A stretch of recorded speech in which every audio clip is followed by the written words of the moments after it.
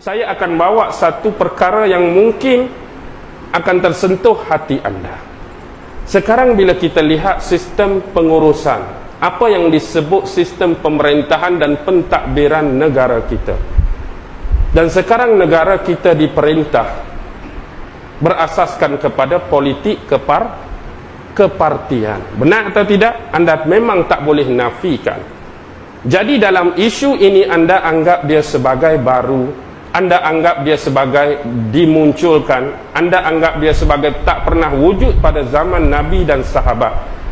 Dan dalam konteks demokrasi dalam negara kita pada hari ini, hampir sebahagian besar peratusan kita dapat menerimanya tanpa ada bantahan, tanpa ada komen dan sebagainya. Hakikatnya, adakah sistem berteraskan politik kepartian pernah wujud pada zaman Nabi, zaman sahabat atau tidak? Ini tanyaan yang ikhlas. Zaman Nabi ada parti politik kepartian atau tidak? Tak pernah wujud sama sekali. Zaman sahabat tak pernah wujud sama sekali. Adakah dengan tak wujudnya dia juga boleh saya katakan sebagai bid'ah baru yang dimunculkan dalam sistem pengurusan dunia Islam? Anda terima atau tak terima, anda setuju atau tak setuju dengan kenyataan ini? Saya tanya ni, anda setuju atau tidak? Itu hakikat yang tak dapat anda tolak lagi. Sistem ini tak pernah wujud pada zaman Rasulullah. Sistem ini juga tak pernah wujud zaman sahabat. Kenapa isu yang hanya sebahagian orang yang memasukinya merujuk kepada tarikah? Tak semua orang Islam masuk tarikah. Mungkin kesebahagian kecil, mungkin separuh. Ada yang tak masuk. Tapi seolah-olah dalam konteks kita di Malaysia, rata-rata kita keluar mengundi. Dengan kata lain, kita merujuk kepada parti tertentu. Ada setengah orang parti ni, ada setengah orang parti ni, tanpa terkecuali. Mungkin nak cari bilangan mereka yang tak keluar mengundi cukup tipis. Tetapi hakikatnya, walaupun ini bid'ah yang baru muncul, kenapa anda tak pernah bising? Kenapa anda tak pernah banyak cakap pun isu ni? Isu ni hampir keseluruhan besar peratusan orang terlibat. Ni mungkin separuh saja jadi ahli tarikat, tapi sebahagian besar yang jadi ahli parti. Bagaimana anda terlupa bab ini dan anda rasa senang selesa nak memainkan isu-isu tentang bab ini? Anda perasan ke tak perasan sebenarnya? Anda perasan ke tak perasan selama ni?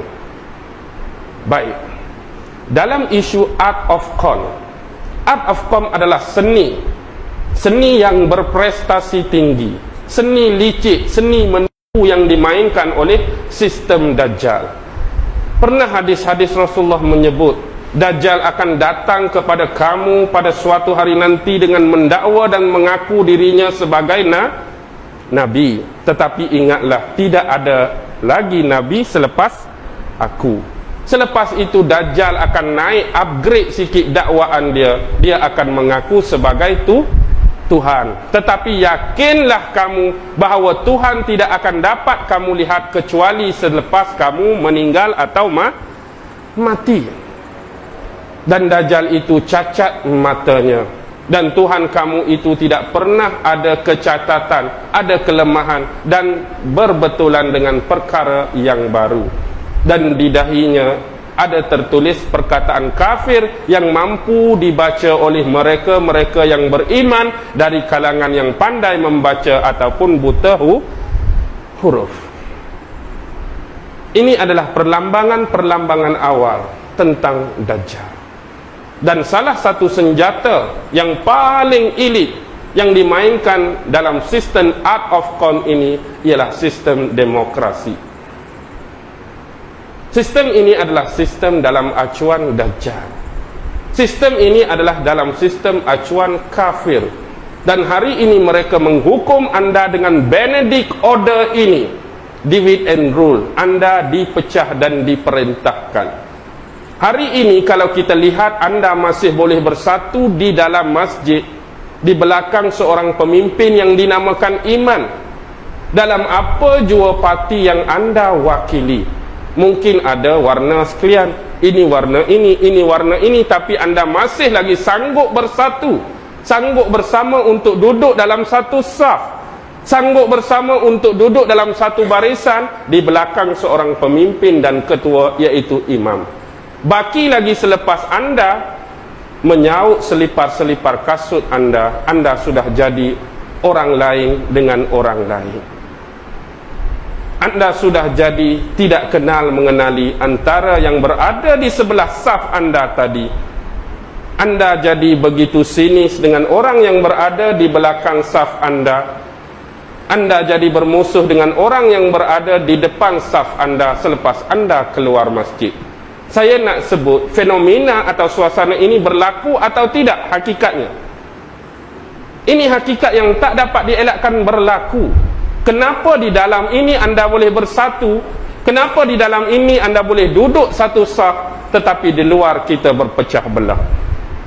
Antara yang awal sistem ini wujud, inilah digunakan untuk memecah belahkan anda. Walaupun kita semua mengaku kumpulan ini pun Islam, yang ini pun Islam, yang itu pun Islam.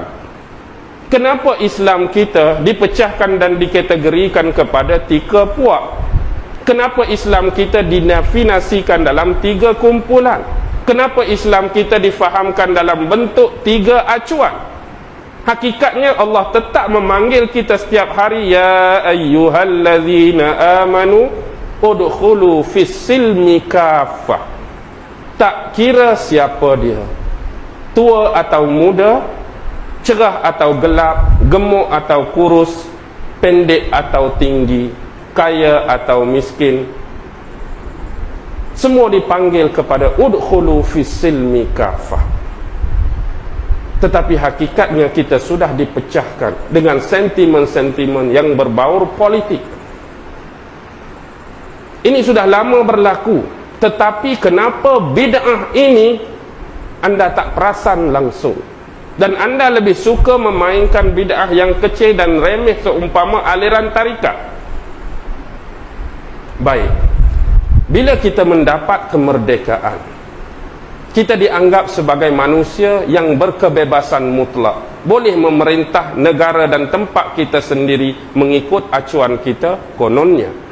Tetapi mereka membekalkan kepada kita sebiji bola. Bola inilah yang dinamakan sistem demokrasi. Bila ada bola, mesti nak main bola, dan gelanggang dan stadium anda tak lain tak bukan tanah air kita sendiri. Di bumi inilah kita akan bermain dengan sistem ini. Bola dah ada, sistem demokrasi, gelanggang dah ada, negara kita. Bila ada gelanggang, mesti ada puak A, mesti ada tim B yang tak akan berhenti berlawan, sama ada menang atau kalah, yang tak akan pernah berhenti berlawan sama ada betul atau salah, yang tak pernah berhenti berlawan sama ada benar atau tak benar. Tetapi hakikatnya kemenangan pasukan mana-mana pun dalam istilah bola sepak adalah dikira berdasarkan jumlah gol. Jumlah gol itu jumlah undi. Siapa yang banyak, dia memerintah. Gol yang banyak, dia menang. Corak permainan, penipuan dalam permainan tak diambil kira. Siapa yang 3 menang, siapa yang 1 kalah. Siapa yang 1 menang, siapa yang 0 kalah. Mungkin pemain merasuah pengadil, mungkin pemain merasuah referee, mungkin pengurus merasuah linesman. Tetapi apapun kemenangan yang berada di scoreboard itu, siapa jumlah lebih banyak, siapa gol lebih banyak, dia menang. Walaupun anda kata referee berat sebelah, linesman makam suap, penjaga gol kena suap, tapi hakikatnya semua itu hak kita nak dengar 3-0, hak kita nak dengar 4-1. Siapa menang? Siapa menang? Dialah dapat ingat, dialah dapat piala. Tak faham lagi kah kiasan ni? Mudah dah tu saya bagi. Tapi hakikatnya siapa pun yang menang, pertempuran ini akan berhenti atau berterusan sampai bila-bila? Akan berhenti ke berterusan sampai bila-bila, saya tanya? Pertempuran ini tak akan berhenti selagi mana ada baik dan benar, selagi mana ada betul dan salah. Pertempuran ini tak akan pernah berhenti. Jadi bila sistem ini dibuat, pastinya akan berlaku beberapa kekurangan dan kelemahan, akan berlaku ketidakadilan, akan berlaku berat sebelah, akan berlaku memandang sebelah apa? Sebelah mata saja. Yang ini tidak diendahkan, yang ini tidak berapa dipedulikan, yang ini kita kurangkan mendengar suara-suara mereka. Anda masih tak faham dengan sistem ini. Dan Dajjal akan datang kepada kamu dengan membawa syurga-syurganya. Benar? Siapa yang sokong kami, negara akan makin bertambah maju. Sesiapa yang pilih kami, kami akan memberikan segala kemudahan-kemudahan. Kami akan buat itu, kami akan buat ini dan sebagainya. Siapa yang pilih di sana akan menderita. Negara kita akan bankrupt, negara kita akan muflis. Anda tak nampak lagi sistem ini. Carilah kiasan dan simbolik menerusi hadis-hadis Rasulullah sebelum dimunculkan kepada anda Dajjal yang sebenar. Hakikatnya, kenapa saya kaitkan ini pada malam ini? Kadang-kadang fikiran kita, mentaliti kita senang menangkap perkara-perkara yang kecil dan mudah difahami oleh kita, tetapi kita tersasar, terlupa, tak terperasan dengan perkara yang lebih besar lagi. Sepatutnya ini yang anda bahaskan, ini yang anda isukan, ini yang anda viralkan. Tetapi hak ni juga macam tak ada kerja. Baik, sekarang bila Dajjal keluar, dia berteraskan sistem teknologi fikir. Dan satu lagi lawan dia ialah teknologi zikir. Ini hakikat yang tak mampu anda nak elak lagi. Dajjal akan bawa teknologi dia berteraskan teknologi fikir. Dia akan secara peratusan yang besar akan menghentam yukumulus otak minda dan fikiran anda. Setiap sesuatu yang selama ini baik, mungkin di masa sekarang akan menjadi jahat di mata anda. Mungkin dulu dianggap terkutuk, dibenci dalam masyarakat, hari ini mungkin dianggap perkara mainan dan perkara biasa dalam masyarakat. Kalau dahulu orang yang jujur dipercayai, tetapi sekarang orang yang jujur dikhianati, orang yang pendusta itu dipercayai, orang yang amanah ditolak ke tepi, orang yang tidak amanah disanjung tinggi. Ini akan ditunjukkan menerusi hadis-hadis Rasulullah. Jadi baki kepada perkara itu, tidak ada satu teknologi pun yang mampu menggegarkan dan menghentam Dajjal kecuali dengan teknologi zikir.